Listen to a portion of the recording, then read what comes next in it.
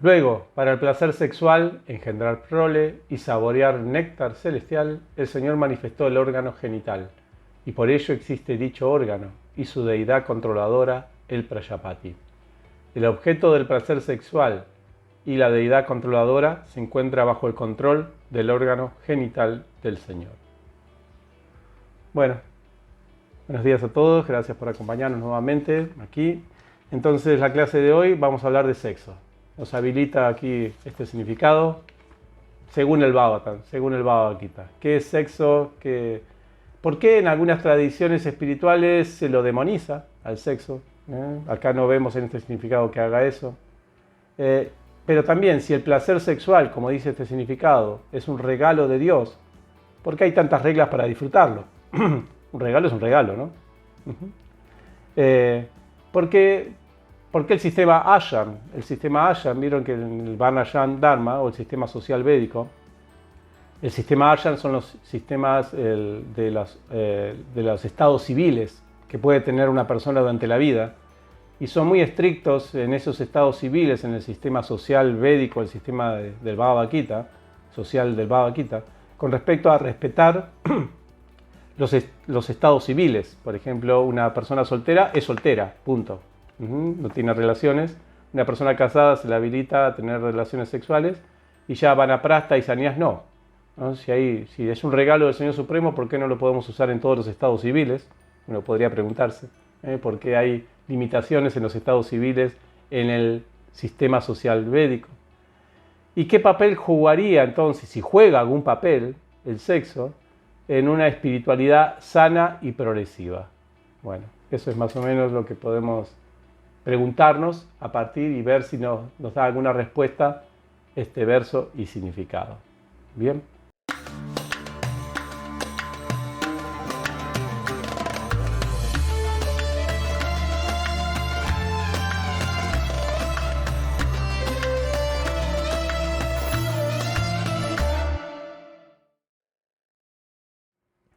Entonces, primero que todo, Prabhupada aquí en este significado se diferencia completamente de cualquier otra tradición donde demonizan el placer sexual. El placer en sí, sexual, no es así un acto, yo estoy sintiendo placer sexual, debo estar tomado por demonios, ¿no? Porque hay tradiciones que dicen eso.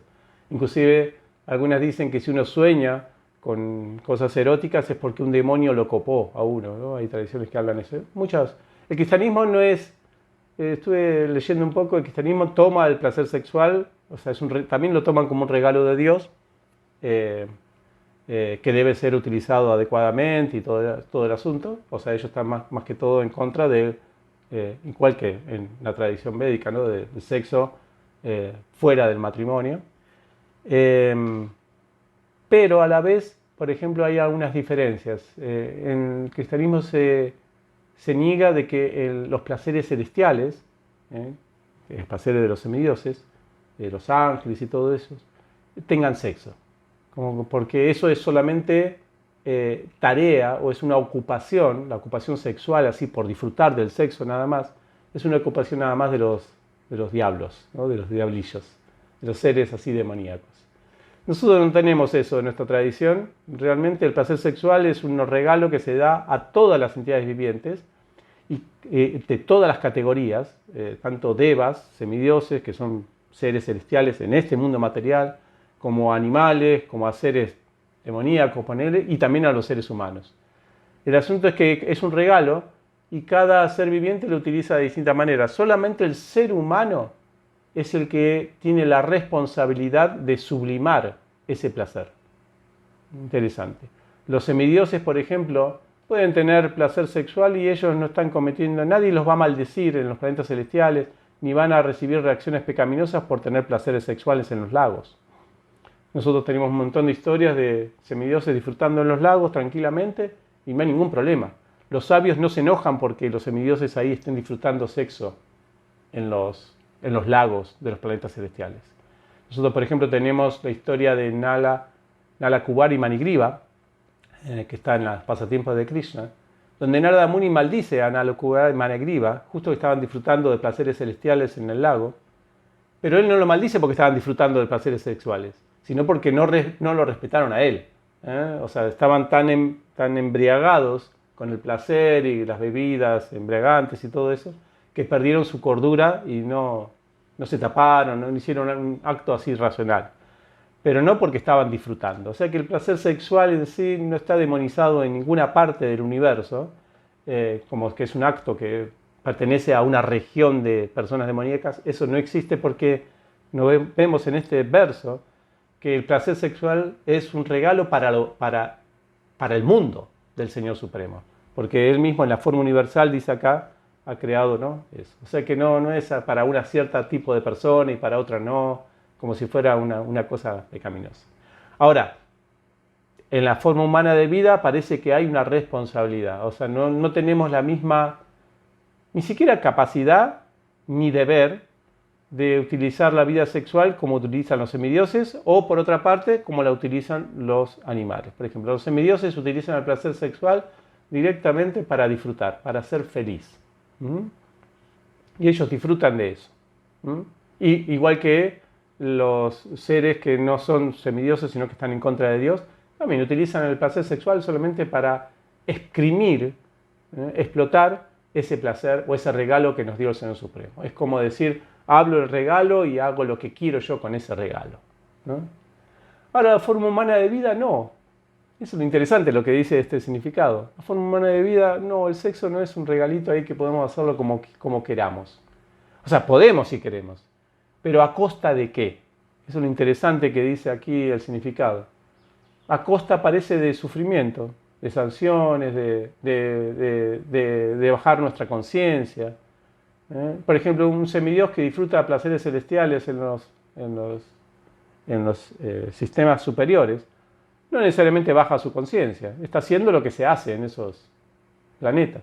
Un animal tampoco, si tiene sexo, el pobre perro que está atrás de una perra, tiene sexo y no pasa nada con su estatus, ¿no? Con su nivel espiritual. Pero para el ser humano parece que si no lo usa adecuadamente o en forma responsable ese regalo del Señor Supremo, algo sucede. Parece que la forma humana de vida tiene una característica especial. Este es como, por ejemplo, yo lo analogaba, es como, por ejemplo, si el director de una escuela, yo sí tengo que comparar todo con una escuela a veces, pero a mí me hace mucho sentido comparar al planeta Tierra como una escuela. Y hay varios versos que fundamentan o que analogan también el planeta de los humanos, especialmente como una escuela. Porque es un planeta donde disfrutar irrestrictamente no conviene. O sea, como que nos estamos perdiendo algo. Como que acá si usamos la vida solamente para la vida loca, no somos, ni siquiera somos felices. Es muy diferente de un animal que hace la vida que quiere, va instintivamente, o de un semidios que utiliza para disfrutar. En la vida humana, si queremos hacer la vida simplemente y salir para acá y andar por allá y feliz y no hacemos nada por nosotros, por nuestra evolución personal, por otros, ¿no? Por nuestro crecimiento personal, hay muchos problemas psicológicos, sufrimientos, lo que dice Prabhupada en este significado. De pronto las miserias vienen.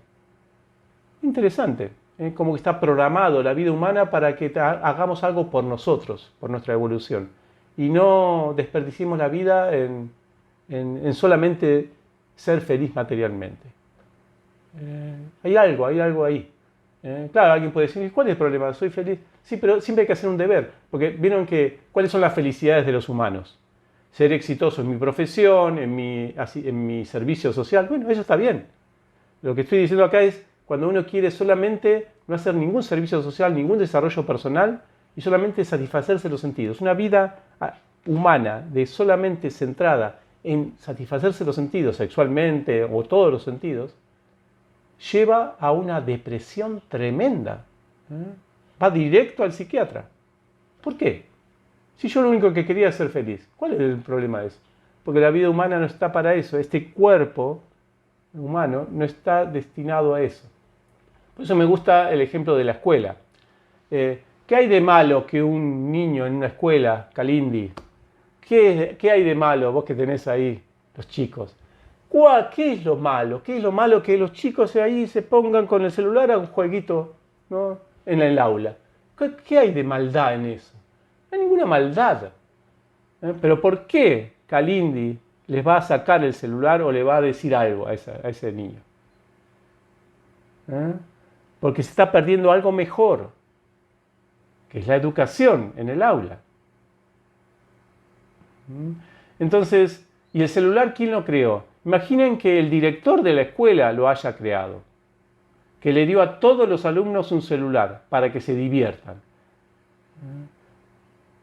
Uno puede utilizar ese celular fuera de la vida humana, en la vida celestial o vida animal, y usarlo como quiera. O sea, fuera del aula, de la vida humana, el celular puedes usarlo para disfrutar y nadie te va a decir nada. Nadie te va a decir por la calle, ¿qué estás haciendo con el celular? Supuestamente vos no tendrías que estar jugando con ese jueguito. Kalindi no le diría, la maestra Kalindi, no le diría a un alumno que anda fuera de la escuela con el celular jugando, basta de jugar con el celular, ahora a estudiar. No, yo no estoy en la escuela, diría el niño. Bueno, estar fuera de la escuela es estar o en una forma animal de vida o en la de los planetas de los semidioses. En la vida humana es un aula. Y si uno desperdicia el tiempo del aula, está desperdiciando un aprendizaje tremendo. Un aprendizaje único. Por eso siempre se dice desperdiciar la forma humana de vida en tonterías, o en placeres, y centrarse solamente en los placeres, no es que está mal el placer en sí, sino que está mal el hecho de que uno está desperdiciando otros logros mucho más sublimes, otros gustos, ¿no? Por ejemplo, el gusto de aprender en la escuela, la adrenalina que hay cuando uno entra en el asunto de aprender nuevas cosas, formarse, evolucionar. La adrenalina y el placer es incomparable, es mucho mejor que cualquier placer de los sentidos. Es simple. ¿Dónde hay más adrenalina? ¿En una buena película de Netflix o en un buen curso donde uno queda completamente evolucionado? Para Gandini seguramente en lo segundo, ¿no? Sí, a ella le encanta, es la nurse, ¿no?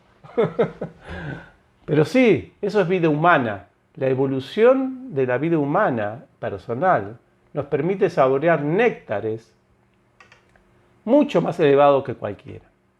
Entonces esto es lo primero que se dice aquí.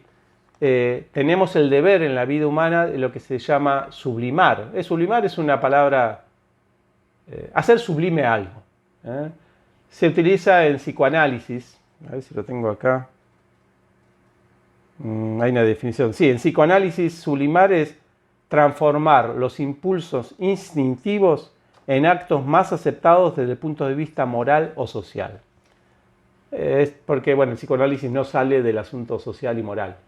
Pero si lo verdaderamente sublime o lo que verdaderamente el alcance de la sublimación que nosotros podemos darle a la vida humana trasciende inclusive el asunto moral y social para transformarse en una experiencia espiritual plena. ¿Cómo hacemos para que el placer, ese celular que nos regaló el Señor Supremo en esta vida humana para divertirnos, el placer sexual, sublimarlo? ¿Se puede? Sí, eso es lo interesante también de este significado, que se puede sublimar. Se puede hacer de ese placer, ese regalo del Señor Supremo, una cuestión de avance espiritual. Prabhupada dice acá que primero que todo lo que hay que considerar es que es un regalo del Señor Supremo y que debemos usarlo responsablemente. ¿Y cómo se usa responsablemente el placer sexual? Qué interesante lo que dice acá. No es hacer, sacralizar, digamos, tántricamente el sexo. Porque algunos ya piensan, sexo espiritual es el sexo trántrico. Eso, digamos, no es... Eso sería una sofisticación de la diversión, pero no una sublimación. Es como hacemos el sexo, le ponemos, digamos, una etiqueta esto es espiritual, porque estoy haciéndolo yógicamente. Vení, vamos a hacer yógicamente el sexo, ¿no? Y parece que es una sofisticación nada más, es como, no tiene un sentido de sublimación. Es como lo que se dice, ¿no? La vida humana, los placeres de la vida humana que se refinan, solamente están, dice Prabhupada, ¿no? Sofisticando la vida animal, pero no sublimándola. Están haciéndola, digamos, más, parece elegante. En vez de dormir en el piso como un perro, dormimos en una cama súper no sé cuánto. En vez de tener el sexo como los perros ahí en la calle, no, se tiene con todo velas y qué sé yo, y om y todo. Pero es lo mismo, ¿no? No se está, porque el propósito del placer sexual para la vida humana, entender ese propósito, es lo que hace que nosotros podamos sublimarlo adecuadamente. El propósito del director al darle un celular a cada alumno es lo que hace que los alumnos sublimen el uso del celular. El profesor, el director, le dio un celular a cada uno. No digo computadoras porque la computadora hoy en día no entra dentro de los chicos o de los adolescentes como un elemento de diversión, sino como un elemento de trabajo. El truquito ese ya lo, ¿no? Vieron que en Argentina le dan una netbook a cada uno, a cada estudiante, para ver si se... Pero los chicos dejan la netbook y se ponen con el celular. Porque el celular tiene más, agita más la libido sexual, digamos, ¿no? Es más sensual, digamos.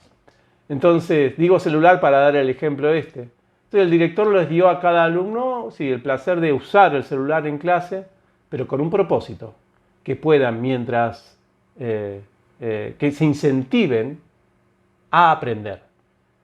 ¿A qué nos tenemos que incentivar nosotros en este mundo con el placer sexual?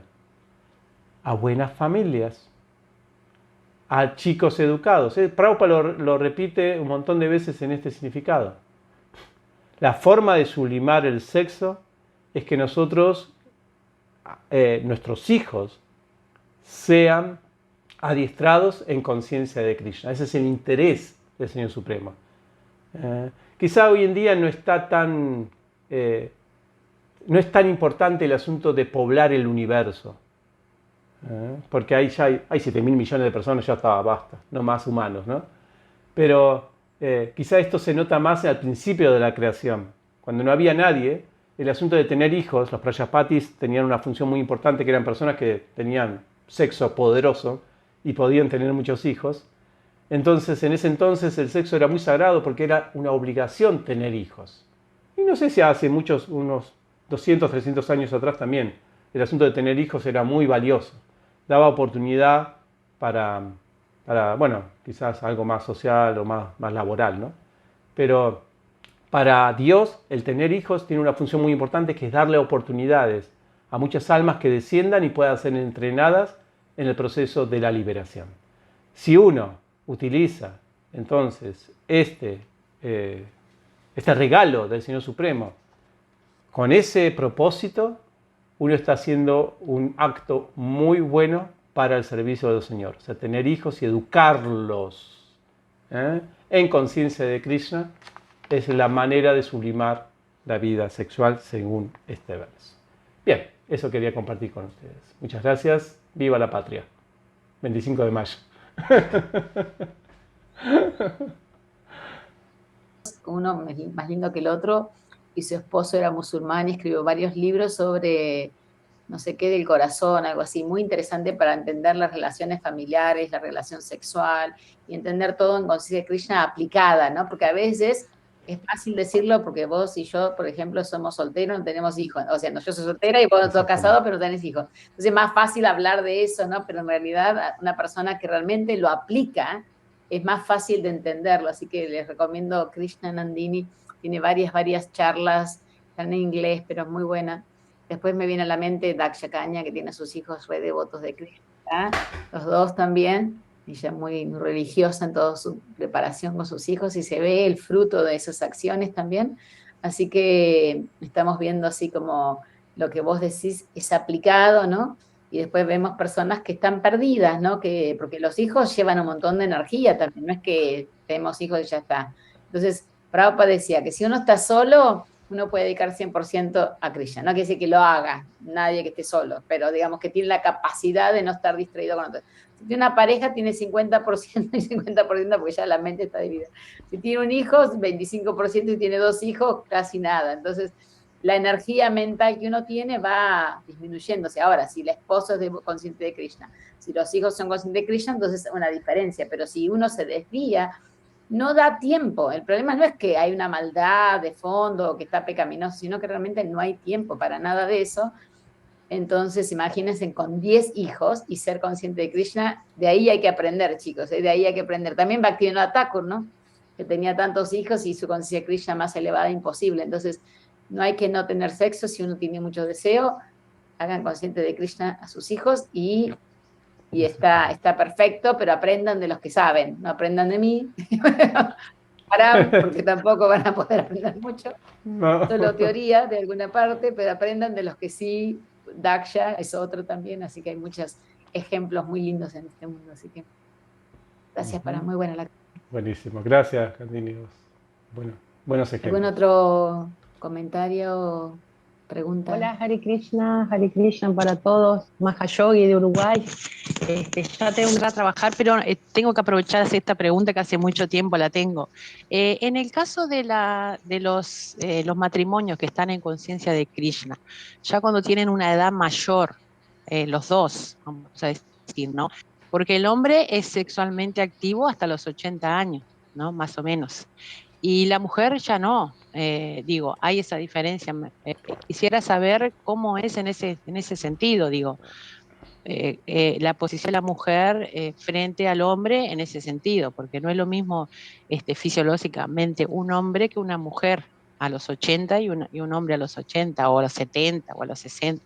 Bueno, muchas gracias. Era esa mi duda, no sé. Bien, como dijimos, es que nosotros tengamos la posibilidad de disfrutar como animales o como semidioses, según sea el caso, no nos obliga a hacerlo así. La forma humana de vida requiere que el regalo se use responsablemente. Entonces, si uno tiene 80 años, las posibilidades, y la esposa también es mayor, no se puede sublimar ese placer, en favor de una espiritualidad sana. Ahora, si uno quiere, el asunto es si uno quiere a esa edad actuar tomar la vida sexual como la toman los animales o como la toman los semidioses, bueno, eso a costa de tu espiritualidad. Algo se va a perder en el camino. Sí, porque... Costo y beneficio. Claro, digo, la mujer ya prácticamente en un promedio de los 50 años ya no puede más procrear. Y si está acá... Por eso, entonces, ¿cómo va a sublimar? ¿Cómo hace? No va a poder sublimar, entonces.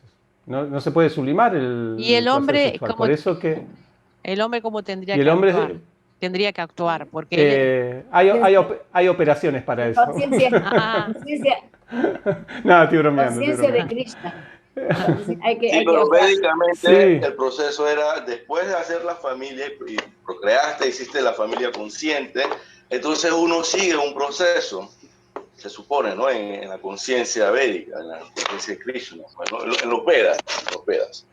Entonces se supone que la persona de 80 años ya en una etapa de vida espiritual, ¿no? Un tipo de realización. Claro. Muy bien, Ananda Kirtan. Eso mismo.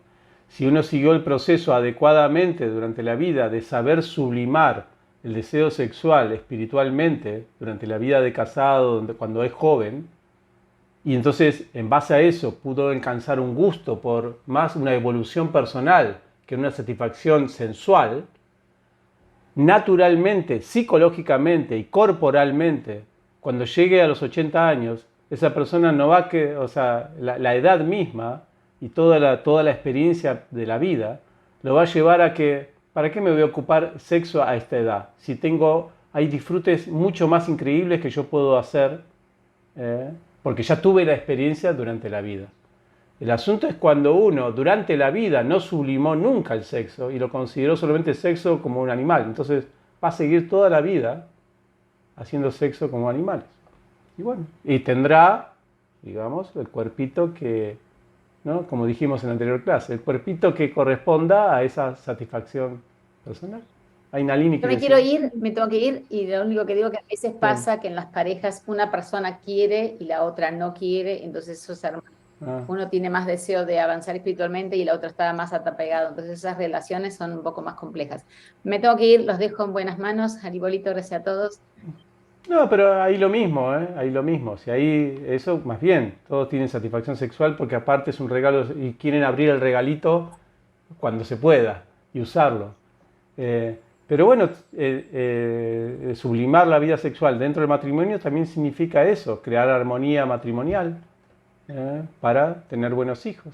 Y bueno, si está en función de eso, los tratos que se hagan dentro del matrimonio a nivel sexual, va bien. Porque acá no se habla del rechazo porque sí.